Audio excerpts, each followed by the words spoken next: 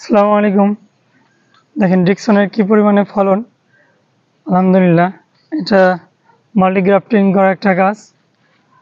যথেষ্ট ফল সেট হয়েছে এই গাছটায়।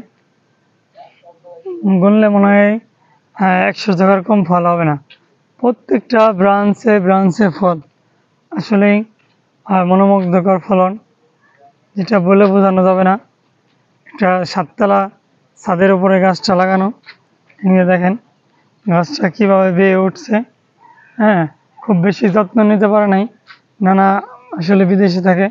তারপর আলহামদুলিল্লাহ উনি যতটা যত্ন নিছে তাতে যথেষ্ট ভালো ফলন হয়েছে। এই যে এটা নাড়ু সিডলেসের ফলন। আলহামদুলিল্লাহ দেখেন নাড়ু সিডলেসের গেলাম থোকা লোরাসের সে কোনো অংশে কম না। আসলে আমরা যে লোরাসের জন্য পাগল, নাড়ু সিডলেস কিন্তু একটু পরীক্ষিত জাত। বাংলাদেশে গত বছর ফলন হয়েছে অনেক মিষ্টি, আমি নিজে খাইছি। তো লোরাস ভ্যালাইস হচ্ছে এটার ফলের থোকা কোনো সাইজে কিন্তু কম নয়। তো বাণিজ্যিক লোরাসের চেয়ে এটার সম্ভাবনা অনেক গুণ বেশি। এটা আমাদের দেশে আবহাওয়ার সাথে একদম মানানসই একটা ভ্যারাইটি। দেখেন এখানেও বেশ বড় বড় থোকা আসছে।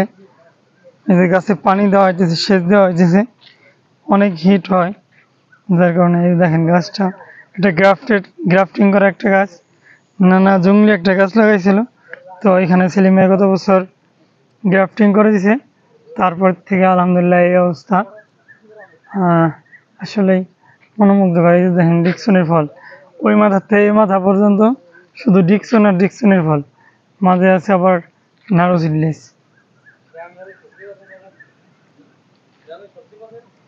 দেখছেন কি পরিমাণে ফল। আলহামদুলিল্লাহ, শুধু ফল আর ফল।